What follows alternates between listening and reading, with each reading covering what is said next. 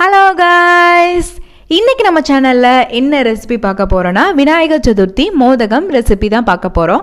அதுக்கு முன்னாடி சேனல் இன்னும் சப்ஸ்கிரைப் பண்ணலன்னா சப்ஸ்கிரைப் பண்ணிக்கோங்க. வாங்க வீடியோக்குள்ள போகலாம். ஃபர்ஸ்ட் ஒரு கடாய் எடுத்துக்கோங்க, அதில் நெய் ஆட் பண்ணிக்கோங்க. அதுக்கப்புறம் துருவன தேங்காய் ஆட் பண்ணிக்கோங்க, அதனால ரோஸ்ட் பண்ணி விட்டுக்கோங்க. அதுக்கப்புறம் வெல்லம் ஆட் பண்ணிக்கோங்க.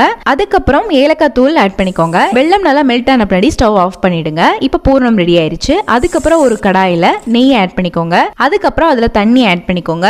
தண்ணி நல்லா கொதிச்சு வந்த பின்னாடி அரிசி மாவு ஆட் பண்ணிக்கோங்க. தண்ணி கொதிக்கும் போதே உப்பு ஆட் பண்ணிக்கோங்க. அதுக்கப்புறம் இதை ஒரு 5 நிமிஷம் நல்லா மூடி வச்சுக்கோங்க.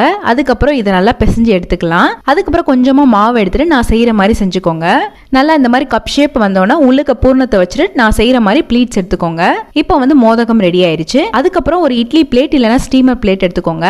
இதை நம்ம மோதகத்தெல்லாம் வச்சுக்கலாம். இப்போ ஒரு 10 நிமிஷம் நல்லா வேக வச்சு எடுத்துக்கலாம். அவ்வளவுதான், ரொம்பவே ஈஸியான சிம்பிளான விநாயகர் சதுர்த்தி மோதகம் ரெடி ஆயிருச்சு.